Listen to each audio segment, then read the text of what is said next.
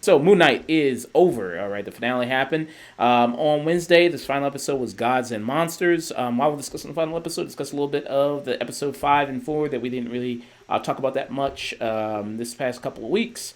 So in this Moon Knight series, in this final episode, you have everything coming to a head. Arthur Harrow, Mark, Layla. Mark, you seen him, he was in some trouble, got shot in the chest a couple of times, and ended up in the afterlife of Egypt. And I really appreciate them bringing in a lot of that cultural stuff in Egypt. And even the showrunner of the show is Egyptian himself, so I really appreciated that. They kind of had a lot of that coming in the show, which was very, very good.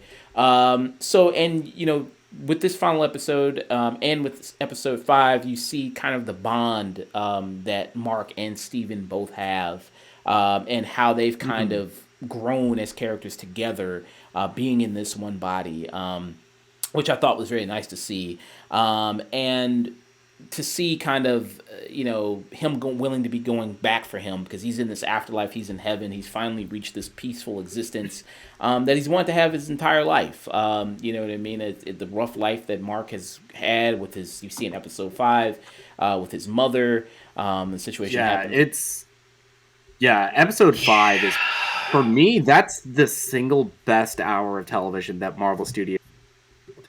The character work that they do, the portrayal of a dissociative identity disorder, from what few psychologists I've talked to, it's dead on accurate, because that is how people with that disorder, how a lot of alters appear. It's to protect the primary from trauma like that, and it's horrifying to see. Also, that dad ain't shit. Fuck that guy. Yeah. Yeah, I kind of thought that was the same dude from Morbius. I kind of thought that was a detective from Morbius at first. I was like, oh, is that the same guy? I was like, oh, no, it turns out not. But I'm going to go around, let everybody kind of with their thoughts. Hunter, I'm going to let go last because he felt so special getting those first 4 episodes. He's like, well, I got the first 4. Fuck you, Hunter. I got the first 4 episodes. You. He felt so special about it. Go chat, boo this man. But at the end he had to wait like all of us, so we're gonna have that again. That's fine. It's fine. Dusk, what are kind of your thoughts there on this Moon Knight finale?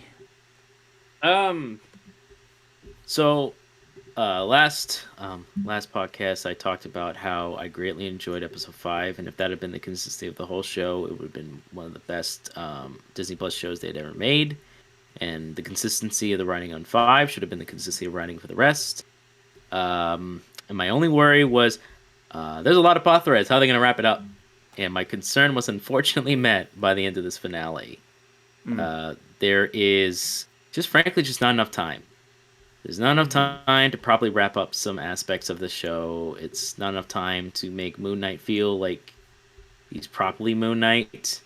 And we don't really get a lot of delving into the gods and goddesses of Egyptian mythology, which I was looking forward to them maybe kind of get into now that they had no choice.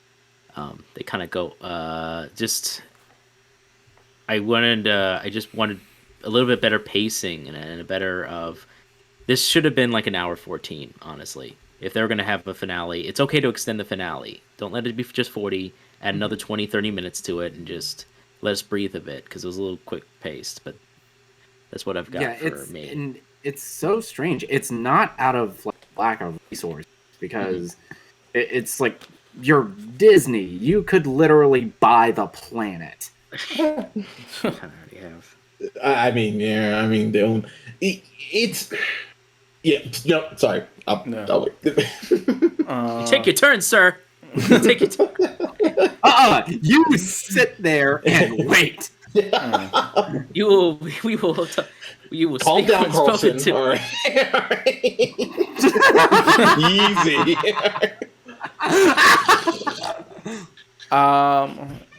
Dusk, are you done there or? Yeah, I'll let other people speak. All right, Rose, what kind of your thoughts? I agree that having the final episode be longer definitely would have benefited them in the long run. And if you wanted to, even go for broke and just make the final episode feature length and surprise, it's a mini Moon Knight movie. Yeah, that would have been interesting. Are we getting spoilers yet? Yeah, we can do spoilers with Moon Knight. Yeah. Okay. The moment the kind of fake out or cop out or however you want to think of it of the final fight between Jake and Harrow, I know that made a lot of people mad. I've seen a lot of people ragging on it, but honestly, it made me laugh out loud. Just the bluntness of that almost comedic edit from one thing to, oh, hey, look at all these dead bodies again. That really worked for me. I really, really loved Layla's costume. I think there's that character named the Scarlet Scarab, I think. Yes. Yes, correct. It's a version of Scarlet Scarab. She becomes the avatar for the hippo goddess Tarawet, who that entire exchange when Tarawet's taking over her body is amazing. And that was props to May Kalamawi, because that very, very few actors could pull that off. Yeah. The finale felt a little undercooked, but coming after the powerhouse that was that 5th episode, it probably was always going to. Those are some pretty big shoes to fill. So I think they did the best they could with what they had.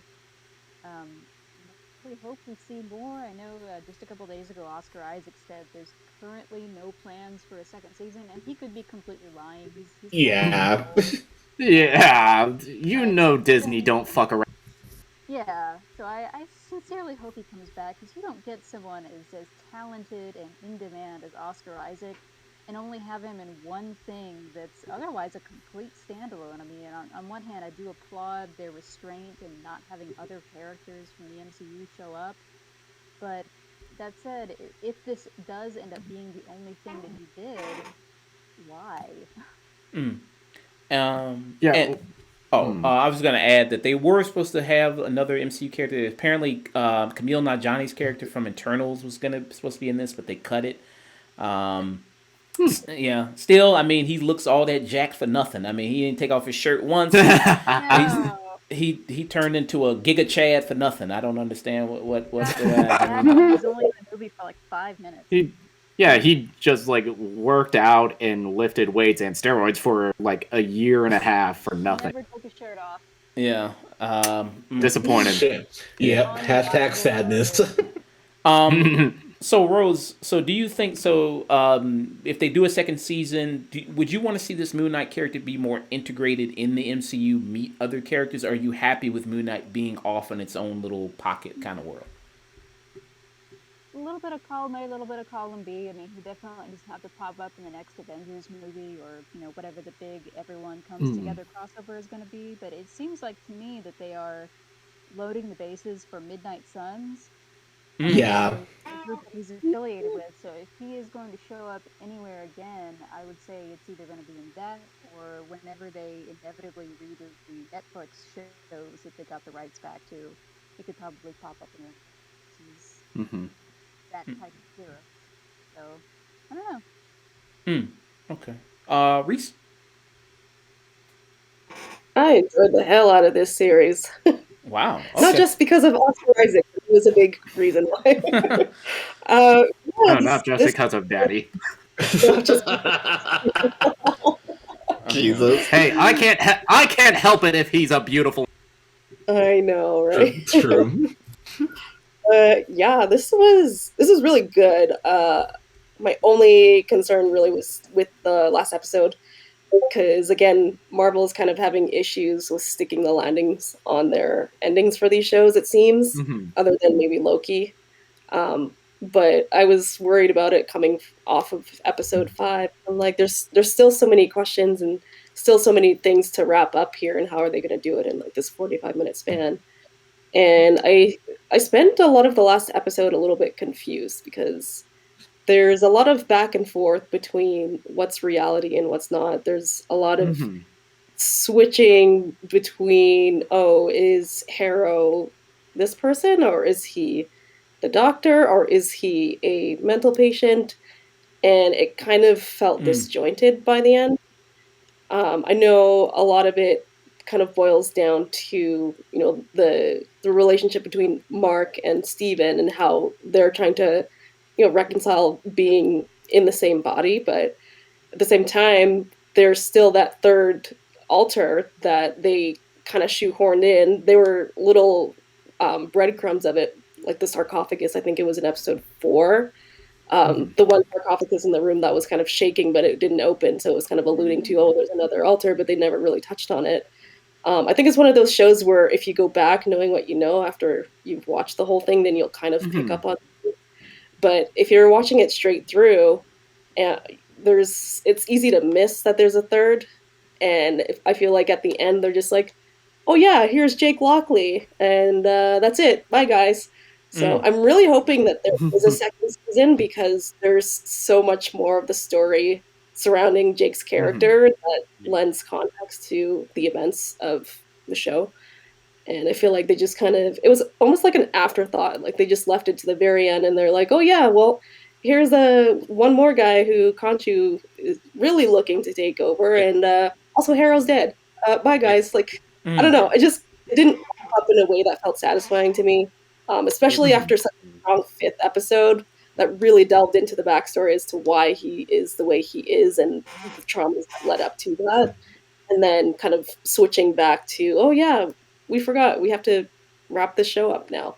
Like, it would have been better if it had even like another episode to really figure out who Jake was and how, like, what his role was with regards to like the blackouts. And when people end up dead, is that Jake taking over because they said that he only takes over when they're in trouble, like they're about to die, which we saw again in the last episode. So I feel like he deserved to have a little bit more time kind of fleshing out who he is and when he comes out and how he became another alter, because really if you don't read the comics, then you don't know anything about this character, really. So I feel like that was a missed opportunity on their part. So hopefully there's a second season. Overall, I really loved it. Oscar Isaac is such a good character actor, and he's so good physically, and like his face can be doing one thing and then his arms can be doing another thing. And we saw that with Layla as well, which was really, really good to see. So overall, yeah, really liked it. But again, it's just a matter of Marvel kind of needing to keep the landing on their endings there. Did you like Layla when she turned into the Scarlet Scarab? I thought it was cool, but again, it's just like they're trying to fit so much into the last episode. And it's kind of like, oh yeah, like here's another suit. Like they kind of had that same problem with Falcon and the Winter Soldier, their last episode, where finally we get to see the suit and we get to see new, but hey, this is the end. Like, I get that they're setting up for a movie, but it just feels so rushed when it would have benefited from having at least one more episode.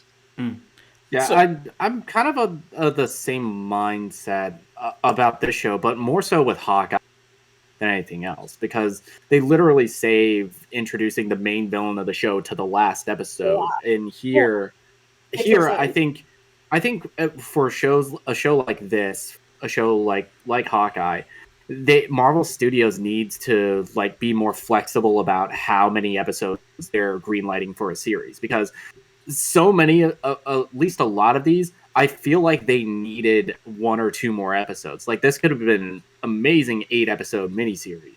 I think Hawkeye could have used like 1 more episode to get into Fisk's backstory. I think here we should have had, like a lot of these shows do with the flashback episode, we should have gotten like Jake's point of view before getting to the finale. So, Reese, do you think so? I don't know how you felt about the Netflix episode length with 13, and then this was too goddamn many. So, do you think Daredevil is the only one that used all 13 episodes effectively? That was it. So, do you think that it should be somewhere like 8? That should be a good number. I think 8. 8. Yeah. Well, it's still concise, but it gives the narrative time to breathe. 8, 10 if you really need it. Yeah, because they're trying to wrap it up in 6, and they've been fumbling the bag each time. More often than not, they've fumbled the bag. I think Loki was the perfect length. I liked the Falcon and the Winter Soldiers. I love that show. I think WandaVision, that was the perfect length, but that was also 9 episodes. So okay, I'm going to counter you on that, because I think that's 2 episodes too long, easily. Agreed. I think. Yeah. think WandaVision could have been shorter, and Falcon and the Winter Soldier could use another episode. Yeah.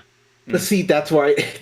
That's why I disagree with you, because I think Falcon Winter Soldier is like perfectly paced for what it needs to be. But also all those episodes are over 50 minutes, and that's the big thing that these shows need to start doing. Like, if each episode for these 6-episode runs is 55 minutes, I think that's perfect. And keep in mind too that the finale for Falcon and Winter Soldier, that's 54 minutes, but the penultimate episode is 62. So it's like they've covered a lot in the back half of the show. And I think the finales, so I think WandaVision's finale is really good to great, but there's a lot going on.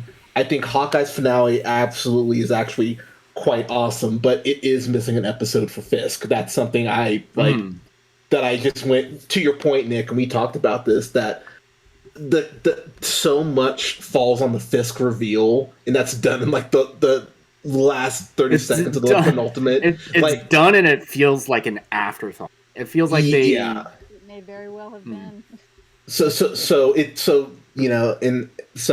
But for the most part, I think the shows, and Loki, I think, is like a great start to finish as far as the pacing. But this is, how do I want to put this?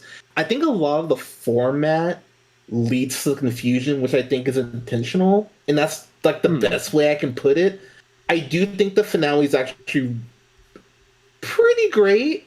It's not amazing though, and to be honest, I think my big issue, I would say, is that I just rewatched Loki, and I remember how much the finale just hits with me, especially with Jonathan Majors just knocking it out of the park, and the feeling of dread you get as the show ends, with what's to come, and the sense of hope you get at the end of Falcon and Winter Soldier, where you're like, wow, we have a Black Captain America, where are we heading now?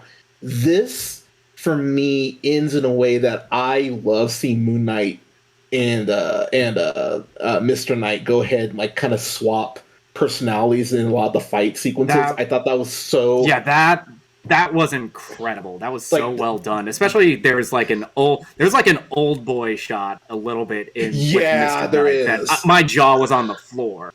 I think that's what kills me though, is like this is gonna fall in that range of Hawkeye for me, because I gave Hawkeye a B+ when I reviewed it, and this show kind of falls closer to an A-, but it's right in that same tier where I think it's a great show, but what's frustrating is that I think a rewrite of the last episode and would elevate it to a solid A, and that's what kind of sucks, is that it could have been an amazing show, but I think it ends up being a good to great show. Nick? Yeah, I'm in agreement with Hunter. I think for the first 5 episodes, I was a huge fan of this show, and thinking about it and revisiting it, the way it ends on episode 5, it's a hell of a cliffhanger off the most emotionally deep story that I've seen done in one of these shows. And I was a little concerning because we kind of get the big blockbuster ending that is in all of these Marvel Disney Plus shows, but I think the way the action is shot, and even the kaiju fight, doesn't look terrible. It's actually pretty cool. And like the whole the kaiju fight was pretty awesome. And in seeing Mark and Steven just switching identities back and forth in the Moon Knight suits, and how it'll change mid-fight, and it's so creative and inventive. It was, my jaw was on the floor watching that. Even bringing in Layla as the Scarlet Scarab, that was such a fun element to introduce. But like, also, we're saying you needed another episode. You needed at least one more to flesh out some of this. But I still am a huge fan of this show. I think it's for at least the first 5 episodes, it's one of the better paced, one of the best acted of these Marvel Disney Plus shows. Oscar Isaac is amazing in this. Ethan Hawke, he brings so much to a character that, in the hands of a lesser actor, it would have been another generic nothing villain. May Calamawy, I think she's awesome. She has a great dynamic with both Mark and Steven whenever they get seen together. Yeah. And she's kind of the unsung like hero in this because she really gets a lot of like she has to react to Mark and Steven's going back and forth really on a dime, and it feels seamless whenever she's doing it. And it's like, wow, okay, like you're keeping, because Oscar Isaac's one of the best actors we have, so I mean, but it takes two to tango. And admittedly, it's really great to see him acting with himself. Like that's just something I didn't know I needed this, but this is kind of fucking great. But the violence in this show is something I genuinely have to commend, because there are these points where he just wakes up and he's like, "Oh shit, what happened?" You just see all these people laid out, and it's like, "Oh, and fuck, you see people laid out, and you see Layla look horrified. Yeah. Yeah, but episode 5 is one of those. One of the things that Marvel TV in general has been really great at doing are these bottle episodes, like in Luke Cage, where he gets shot with the bullet, and you get to go back and see what's going on with him. The Karen episode of Daredevil, the Bushmaster episode in Luke Cage season 2. Even the one where it's Matt and Foggy's flashback episode in season 1. That's amazing. That's a great one too. And so, but watching episode 5 it breaks your heart in a way that I'm just like, God damn. Because I've read a couple runs of Moon Knight, enough to be somewhat familiar with the character, but not like, he's not like my Spider-Man or anything like that. But watching that episode, you just go, some people just shouldn't be parents, which is which is so goddamn unfortunately true. But when you see how, he does create this other personality, just, as you said earlier, Nick, to cope. When the mom is trying to break into his room, that is some shit I just went, oh, wow, I don't like this at all. This is bumming me the fuck out. But to see Oscar Isaac react to all of that, it's really haunting at points too in that episode. And it sticks with you. Like when I was done with the episode, I was like, give me about 20 minutes to kind of calm down. When I watched the episode, I just like poured myself a drink and just like sat on my couch, just sipping and thinking about it for a while. Yeah. My feelings with this series, if I had to kind of say, I'm going to ask everybody too, if I had to kind of rank the other Disney Plus series, because what you got to do with a lot of this comic book stuff, it's like, how's it compared to this other comic book stuff? Plus it's fun to do. A little bit. I'd say maybe it's the third one I think I like the best, behind WandaVision and Loki. I think it's kind of maybe third place. I think Oscar Isaac does a really good job with the character and the flipping the personalities. And then the fight scene when they do go between Moon Knight and Mr. Knight, I thought was very good. I thought that was a creative action scene. Layla coming in as the Scarlet Scarab. The suit looks a lot better than 1984 Wonder Woman when she had her shit on and she was doing her. Yeah, it does. Bro. Yeah. Yes, it does. And she does a lot more cool stuff with her costume than what Wonder Woman did with her costume there. And so I thought that was kind of good. But again, like I think to a lot of you guys' point, Reese's point, it just feels like when she turned in that character, if you just maybe had another episode, or if this episode was longer, maybe you could have just elaborated on it more, or go into a little bit more, and kind of give things more depth there. I think the final, like with a lot of these finales with these Disney Plus shows, I think a lot of them have fumbled the bag. I've always said that too, to Reese's point. Loki was the best one. I agree with her. I thought that was the best one, because I think that one, it was building to something else. I think that's why it's so good, is because it really built into something else. With WandaVision, I think that was more to be self-contained, really, all that much, and then maybe tease something with Wanda. And then same thing kind of with Falcon and the Winter Soldier and Hawkeye, where it's just like, okay, well, this whole purpose of those two shows was to set up Kate Bishop being Hawkeye and Falcon being the new Captain America there. So that was kind of Sam Wilson being the new Captain America. So that's kind of the purpose of those shows. But this one, I feel like with the ending of this Moon Knight, we'll get into it. Also the big ending with this one. I feel like it is, good at building to something. So I did like that stinger at the end, which is very good. But it also is kind of confusing, the stuff with the asylum, and then okay, him being dead and that not being dead, but then okay, the stuff with Arthur Harrow, and then one minute he's a doctor, and then it's not. So it's like where's all this stuff fitting in, and where does reality and what it's not. I mean, I get that, with the character of Moon Knight, he's, the great thing is the unreliable narrator, but damn, don't give me DID watching this. I mean, I'm just trying to watch a show about a guy with DID. So I thought some of that was a little kind of confusing on my part, or maybe I wasn't paying good enough attention to it. And then the ending is the beam in the sky, which was, that's an old thing Marvel's been accused of way back. I thought they kind of moved away from that. And then some of the kind of special effects stuff, when Arthur Harrow and Moon Knight are fighting, it looks kind of goofy. Like when he comes and knees him in the chest or the head, that looks kind of goofy. The moment we that's meant to be like a comic panel show. Yeah, it is. And that looks a little kind of goofy when he kind of goes into the Moon Knight costume. Sometimes it looks kind of good. Sometimes it doesn't. It looks kind of like a Fortnite skin. Sometimes it looks. Sometimes it looks great. Other times it looks like they needed another CG. Yeah. I think most of the time it looks good, but yes, there are some shots I was like, all right, little VR troopers ish, but yeah. That's a throwback. God damn. I thought, and the big kind of kaiju fight between Khonshu, and what was the name of the crocodile again? What was the name of that? Oh, Amit. Amit. Okay, yeah, I thought that looked kind of good. I thought that looked good. I thought that kind of looked kind of fine. I thought they had a nice kind of Power Rangers. Love that shit. Yeah, I thought Power Rangers. I did kind of. I was half expecting to hear the fucking theme song. It's like. If the Dragon Zord showed up in that fight, I would have watched that shit. Shut up and take all of my money. Yeah.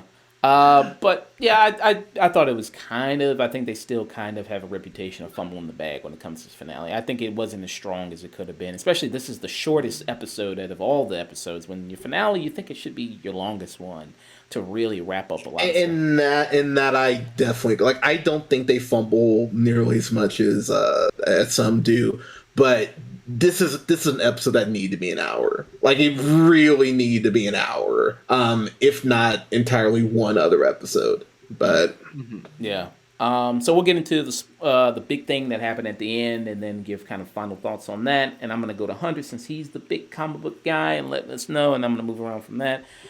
So at the end, you see that. So of course, Moon Knight won, defeated Arthur Harrow. Ethan Hawke. It turns out okay. So and then also you have to explain a little bit too with the whole asylum and the not asylum situation too, where he appears in there. You got to explain that a little bit there too, Hunter. So it turns out that. When at the end when Moon Knight says Khonshu's okay, well, hey, get your wish, you did what you're supposed to do, I'll leave.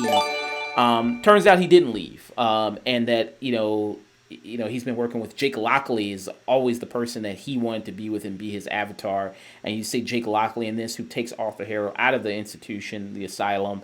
Nice limo, by the way. Nice. Moon Knight loves clean. Yeah, he on. He loves that cocaine white. He likes that white. So he takes him in there, and then also Khonshu. He's dripped out. You know what I mean? Dished over robes. He's Khonshu's looking like he's about to head to the Met Gala. Yeah, I mean he's looking nice, all dapper, and then he's like, yes, stupid Mark. He thought I wanted. Oh yeah, go ahead. Oh, he thought I wanted Layla, but yeah, Jake was the one he wanted. Jake's my boyfriend now. Yeah. Well done. Hey, you got Oscar Isaac speaking Spanish to me, then I'll have to fight you, Rose. Yeah. And yeah, so you see that Jake Lockley, is the other personality that you've kind of seen there, and he's the avatar of Khonshu. And then he ends up killing Arthur Harrow's character, which was good, by the way. At first, he was like, yeah, whatever, guy. And then he pulls out that gun. He's like, oh, hold on, wait, hold on. I'm just playing. Yeah, but you also get some empathy with Jake, because you see him pass a couple dead bodies on the way of wheeling Harrow out, which is a complicated thing when you bring up Mark Spector and Stephen Grant. And also bring up trying to integrate him with other other Marvel characters. Yeah. Yeah. So, Hunter, I'm gonna let you kind of take it away there. So, what are the kind of the implications of this kind of character and potentially a season 2 with Jake Longley? Is it was Lockley, right? Jake Lockley. Lockley. Lockley. Yeah. Lockley. So Yeah. Just say yeah. Jake. Rose brought up already. Like this feels like it's clearly setting up Midnight Suns, which would tie in with Blade and Daredevil. So maybe we see Oscar Isaac and Blade, which oh my god, Mahershala and Oscar Isaac's working every.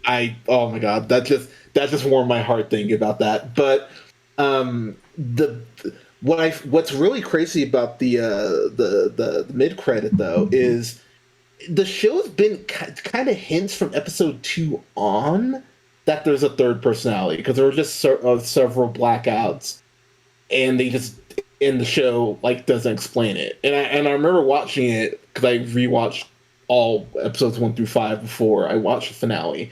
I went, that's interesting that they're not addressing that. Like he's aware of it, but what the fuck is happening? And the show does a good job with the whole unreliable narrator, which I think is part of the intended confusion of the show, of kind of making you go like, are we kind of just fucking with you, or is this happening? So when there is that reveal of third one, I was like, oh yeah, okay, this makes a lot more.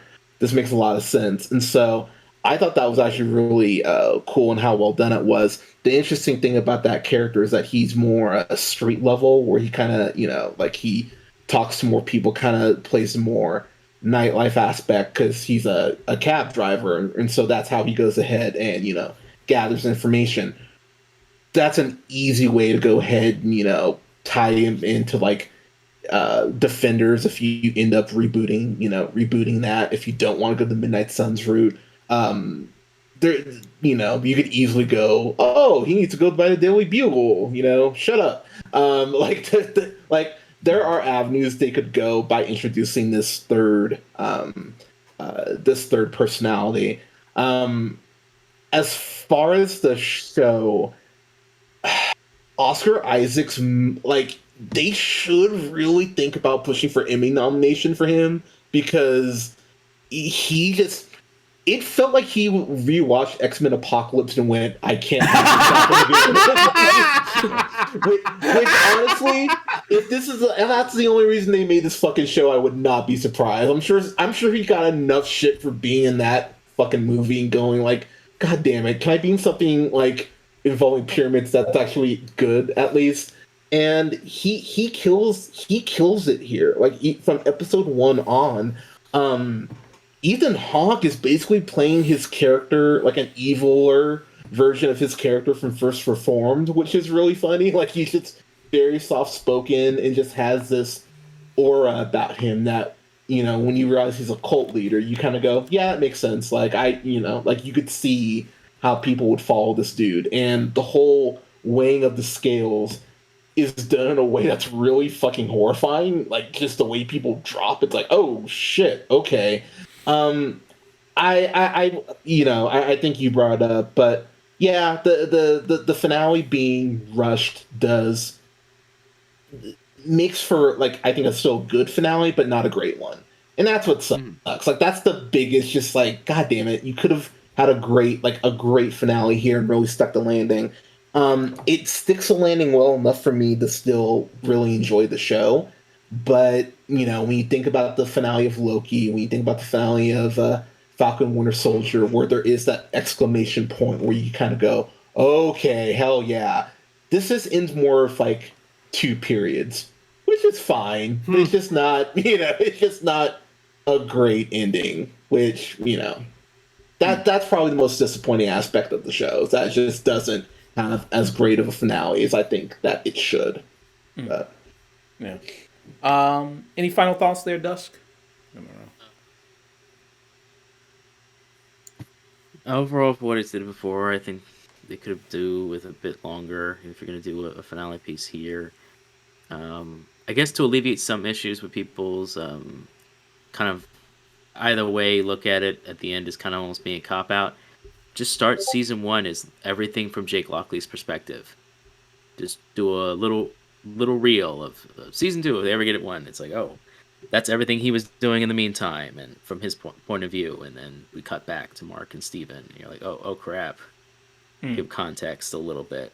I think the only thing that kind of didn't work for me, aside for that, is Layla just kind of getting her powers. I don't feel it was quite earned. She just kind of gets them. I know they're kind of building her up as to being the Scarlet Scarab, which that's its own thing because she's technically a combination or a reinterpretation of Mark Spector's girlfriend in the comics. Yeah. Her father was the archaeologist, but he was not Scarlet Scarab. Scarlet Scarab was a completely different character who fought in World War One, a superhero in World War One. So they just decided to combine those characters into one. Also in the comics, if I recall, Scarlet Scarab passed down his uniform and everything to his son, and that was how it that ended. So they're sounds just right. like, yeah. so they're like, that was how it was going to go. It was going to go down. So, but instead, I know they hinted throughout the series, including like in episode 4, in her bandage, she had the little scarab symbol of the red, and I'm like, oh, okay, that's what they're doing. But I just don't think that she completely got it. There's even a couple times where she was like, oh, I'm just gonna kill the villain by myself, and even though she's getting warned, like, hey, that's not a good idea. No, I'll just do it by myself. Like, listen to the dead thing talking to you. Like, haven't you been around that? You don't stand a chance. Like, at least listen to somewhat reason. Her refusing Khonshu, that's fine. But you know what? I'll say this a lot of the best character probably besides Oscar Isaac in the show is Khonshu, voiced by F. Murray Abraham. He is the best morally ambiguous character on there because I love him.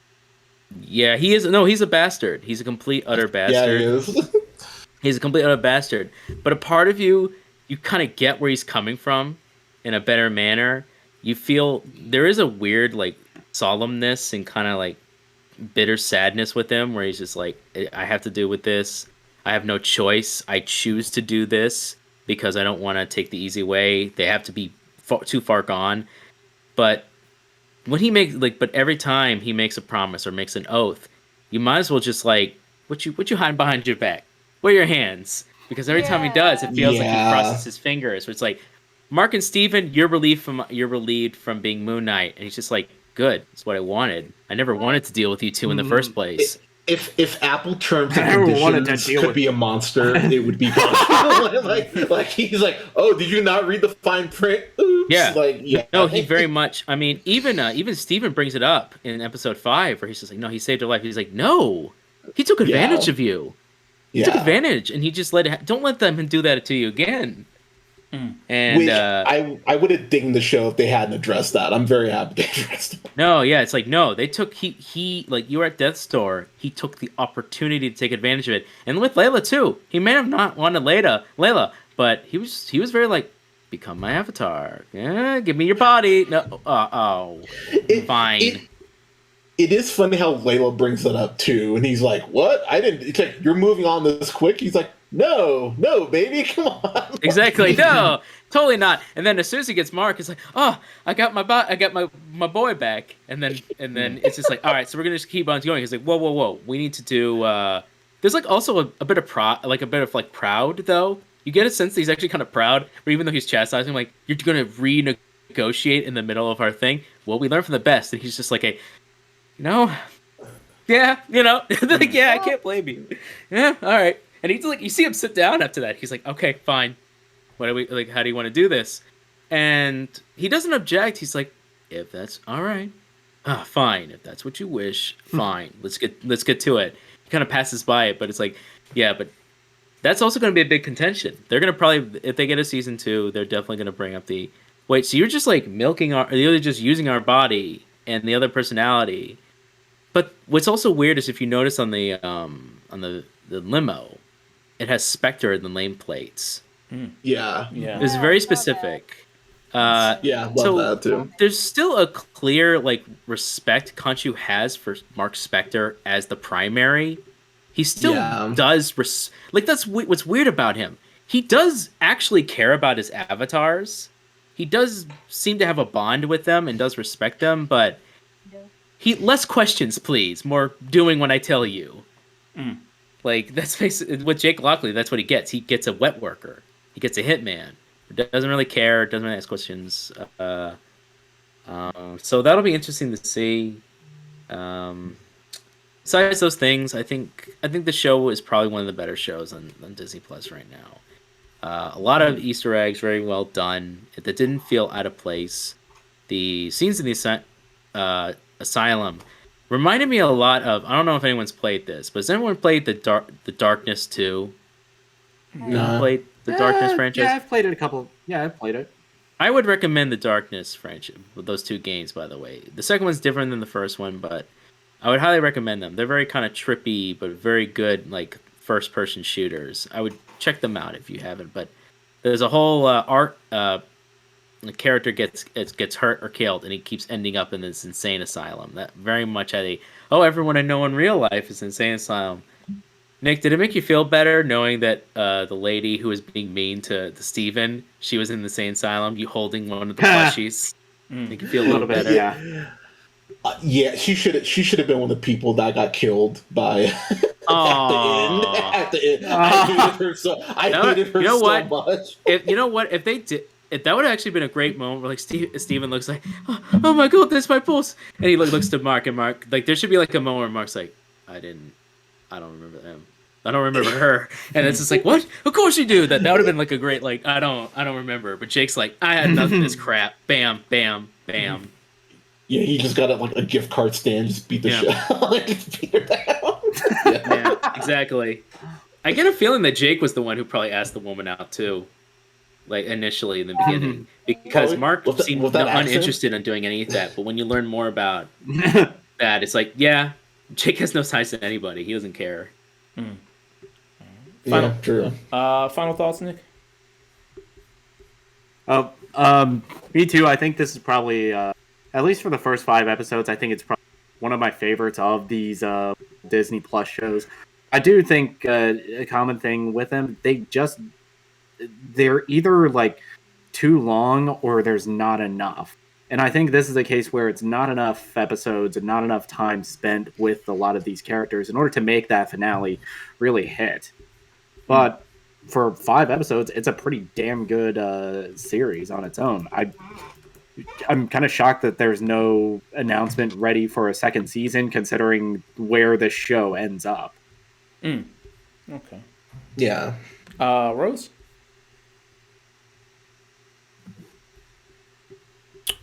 Yeah, going off of that, it still holds my partial theory that they are in fact working on it and just being kind of coy about it right now until they can get some of the other maybe midnight stuff going or whatever. And go, oh yeah, by the way, we've been working on it this whole time. Bye. Overall, I liked it. I always used to kind of use the character as a joke punching bag, just so. But they really made me fall in love with and understand the character in a way that I never thought I could. I'm supremely bummed that he doesn't show up again. On the other hand, I do get Isaac's reluctance to be tied to a big franchise and to kind of sign on to it on a la carte basis after how he was treated by Star Wars. But it seems like even though they're both under the they are two very, very different animals in how they operate, how they treat their stars, and things like that. So hopefully the Marvel guys treated him a lot better and things like that. Yeah, a lot of contracts being made now are not what it used to be with Marvel, where they'd sign. No. I'm going to make a five movie deal. They've seen how that goes and the toll it takes, and they're like 3, maybe 2 or 3. And we'll see from there. They've been and they're even having in the clauses in their contracts where if they go south, they're going to bow out. Yeah. Reese, any final thoughts? No, like I said before, overall I really enjoyed it, and Oscar Isaac is great. He's perfect for this role, and I just love how he can switch from being really physical to, using his face to act, and he's just the perfect person to play this character. Like I said, again, the ending I felt was a little bit rushed. Could have used another episode, but overall it was really, really good. And It's probably one of my top 3 of the Marvel shows now. Top three. Yeah, I liked it. Okay. All right. Yeah, I thought it was a good. I think it's fine. As a series as a whole, I'd give it. I don't think it's a high must watch, but so many things that are on TV right now. I don't think it's priority right now. There's so many great television. I don't think it really stands out all that much, but I still think it's a solid show, and you can stream it on Disney Plus right now. But yeah, I would be interested to see a season 2. I think I would be very Yeah. interested. Yeah, season 2. So that was Moon Knight.